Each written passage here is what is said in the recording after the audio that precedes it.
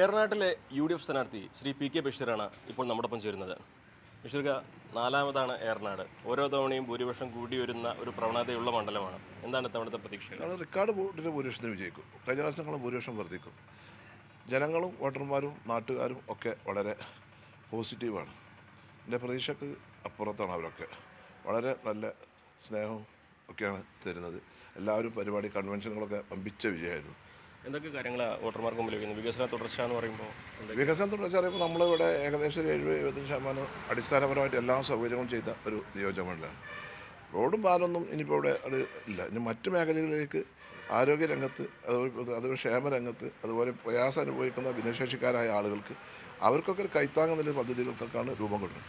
പിന്നെ എല്ലാ പഞ്ചായത്തിലെ എല്ലാ വാർഡുകളിലും ഈ കുട്ടികൾക്ക്, അതായത് ഇപ്പോൾ നമ്മുടെ കുട്ടികൾ 10 വയസ്സ് 18 വയസ്സ് 20 വയസ്സുള്ള കുട്ടികൾക്ക് ഫുട്ബോൾ കളിക്കാനുള്ള മഡ് ടർഫ് ഗ്രൗണ്ട് എല്ലാവർക്കും പഞ്ചായത്ത് നാട്ടുകാരുടെ സ്ഥലം നിന്നാൽ നിർമ്മിച്ചു കൊടുക്കും. അതിൻ്റെ ഫുട്ബോൾ അതിൻ്റെ സ്വപ്ന പദ്ധതിയാണ്. അത് എല്ലാ പഞ്ചായത്തിലും എല്ലാ വാർഡിലും എവിടെയൊക്കെയാണോ ആ സ്ഥലം തന്നെ വെച്ചാൽ മഡ് ടർഫ് ഗ്രൗണ്ട് ഒരു 25 സെൻറ്റ് സ്ഥലം ഉണ്ടായാൽ മതി. ഒരു പൈസ സെവൻസോ കളിക്കാനില്ലെന്നുണ്ടെങ്കിൽ മഡ് ടർഫ്, ഞാനിപ്പോൾ കുറച്ച് ഫണ്ട് ഇപ്പോൾ 3-4 ഗ്രൗണ്ടിന് മഡ് ടർഫ് ഗ്രൗണ്ടിന് കൊടുത്തിട്ടുണ്ട്. അതുപോലെ തന്നെ ഇപ്പോൾ ഈ ആരോഗ്യ ഉണ്ടാവിയെന്ന് വെച്ചാൽ ഓപ്പൺ ജിമ്മ്, അതിനിപ്പോൾ ഈ MLA ആസി പട്ടിയിൽ 75,000 കൊടുത്തു. അതുപോലെ ഇനി ഭിന്നശേഷിക്കാരായ ഈ വീടുകളിലൊക്കെ ഇപ്പോൾ നമ്മൾ മുച്ചക്ര വാഹനമല്ല, ഈ വീടുകളിലൊക്കെ ആളുകൾ ഈ പ്രയാസം അനുഭവിച്ചിട്ട് വീട്ടിനുള്ളിൽ കൂടി തന്നെ ഒന്നും നടക്കാൻ കഴിയാത്തില്ല. അവർക്കൊരു ഇലക്ട്രോണിക് ഒരു പദ്ധതിക്ക് ഒരു പ്രകടന പദ്ധതി സഹായമില്ലാതെ നടക്കാൻ വേണ്ടി വീടിൻ്റെ ഉള്ളിൽ, അതായത് മുച്ചക്ര വാഹനം മുമ്പ് 100 സ്കൂട്ടർ കൊടുത്തിരുന്നു 2015 ഫ്രീ ആയിട്ട്. ഇത് ഞാൻ പിന്നെ ആളുകളുടെ അവരുടെ ലിസ്റ്റ് എടുത്തിട്ട് ഏതൊക്കെ വീട്ടിലാണ് എന്ന് വെച്ചാൽ അവർക്ക് ഒരു നമ്മൾ വികസനം മാത്രമല്ല ഒരു കരുതലും ഉണ്ടാവണമല്ലോ. നമ്മളെ ആർക്കാണ് എപ്പോഴാണ് അസുഖവും കാര്യങ്ങളും വരിക എന്ന് പറയാൻ പറ്റില്ലല്ലോ. ഒരുപാട് പ്രയാസമില്ല ആൾക്കാർക്ക്. അങ്ങനെ ഒരു പദ്ധതിക്ക് പ്രകടനത്തിന് രൂപം കൊടുക്കും. മറുവശത്തെ ഇടതുപക്ഷം തവണ സഫീർ യുവാവാണ്, യുവ നേതാവാണ്. അദ്ദേഹം പറയുന്നത് 4 തവണ മത്സരിക്കുമ്പോൾ ജനങ്ങൾക്കിടയിൽ സ്വാഭാവികമായിട്ടുണ്ടാകുന്ന ഒരു താല്പര്യക്കുറവൊക്കെ ഇടതുപക്ഷത്തിന് ഗുണം ചെയ്യുന്നൊക്കെ തരത്തിലാണ് അവരുടെ പ്രചരണമൊക്കെ. അത് 10 കൊല്ലം പിണറായി വിജയൻ വരുമ്പോൾ ജനങ്ങൾ എതിരില്ല അതിലിപ്പോൾ നമ്മൾ കണക്കാക്കുകയാണ്. ആൾക്കാരുടെ പെരുമാറ്റവും ആളുകളുടെ ജനങ്ങളുടെ അപ്രോച്ച് ഉണ്ടാകുമ്പോഴാണ്. ഇതൊക്കെ ഒരു ബാലിശമായ അഭിപ്രായങ്ങളാണ്. അത്രേ ഉള്ളൂ. ഇത്തവണ പിണറായി വിജയൻ വരുന്നുണ്ട് ഇവിടെ പ്രചരണത്തിനൊക്കെ, ഞായറാഴ്ചയായിട്ട് നരേന്ദ്രമോദി പാലക്കാടും വരുന്നുണ്ട്. ഇതൊക്കെ വലിയ എത്രത്തോളം സ്വാധീനം? ഒക്കെ PR വർക്കാണ്. രണ്ടാളും PR വർക്കാണ്.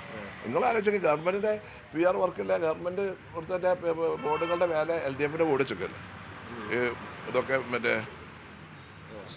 ഫ്ലക്സും കാര്യങ്ങളൊക്കെ ഹോൾഡിംഗ് ഒക്കെ ഒന്നും യേശൂല. ഐക്യ ജനാധിപത്യത്തിൻ്റെ തൂത്തുപാരും ഉറപ്പല്ലേ? BJP CPM ഡീലുണ്ടല്ലോ. പാലക്കാടുണ്ട്, മറ്റ് പല സ്ഥലങ്ങളിലുണ്ടല്ലോ. ഇപ്പം പ്രദേശ നേതാവ് പറഞ്ഞല്ലോ, നമ്മുടെ നേതാക്കന്മാർ പറഞ്ഞല്ലോ. ഇന്നലെ ബഹുമാനായ മല്ലികാർജുന ഖാർഗെ അവരോട് പറഞ്ഞല്ലോ. അപ്പം ഉണ്ട്. മലപ്പുറം ജില്ലയിൽ അങ്ങനെ ഡീൽ എവിടെയെങ്കിലും ഉണ്ടായിരുന്നു? മലപ്പുറം ജില്ലയിൽ അത് യേശൂല. ഈ നെക്ക നിൽക്കുന്ന മണ്ഡലങ്ങളുണ്ടല്ലോ, അവിടെ ആയിരിക്കുമല്ലോ ദേശം. ഇവിടെ 16 തൂത്തു വരും ഐക്യ ജനാധിപത്യം. ഒരു സംശയമില്ല. തമിഴ്നാട് ജോയി നല്ല വോട്ട് നയിക്കും. അതുകൊണ്ട് AK ആന്റണി നമ്മൾ നിർത്തിയില്ലല്ലോ തിരുവങ്ങാടിയിൽ. ആൾക്കാർ ജാതി മതം നോക്കിയിട്ടല്ല വോട്ട് ചെയ്യുന്നത്. ആളുകളുടെ കഴിവ്, ആളുകളുടെ ആ പാർട്ടി, ആ പ്രതിദാനം ചെയ്യുന്ന മുന്നണി, അതിലേക്കാണ് ആളുകളുടെ കൺസെപ്റ്റ്, അവർ മുന്നോട്ട് വെക്കുന്ന ആശയങ്ങൾ.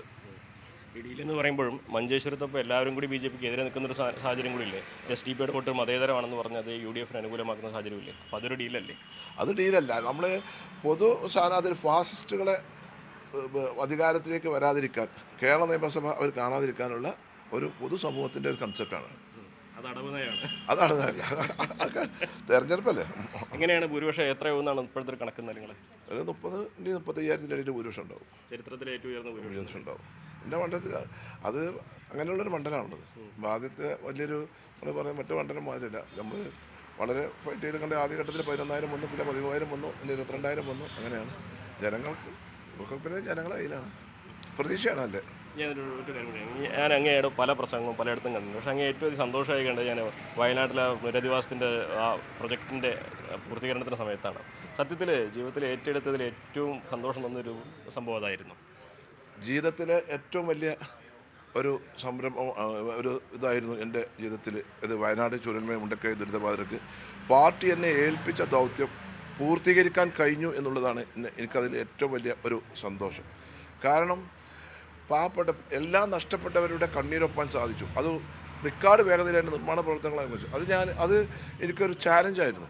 അതിന് ഞാൻ വളരെ സംതൃപ്തനാണ്. കാരണം നിങ്ങൾ അവിടെ പോയി നോക്കണം, ഒരുപാട് ആളുകൾ പ്രയാസം ചെയ്ത് എല്ലാം നഷ്ടപ്പെട്ടവരുടെ ഒരു പ്രയാസം നമുക്ക് മനസ്സിലാവില്ല.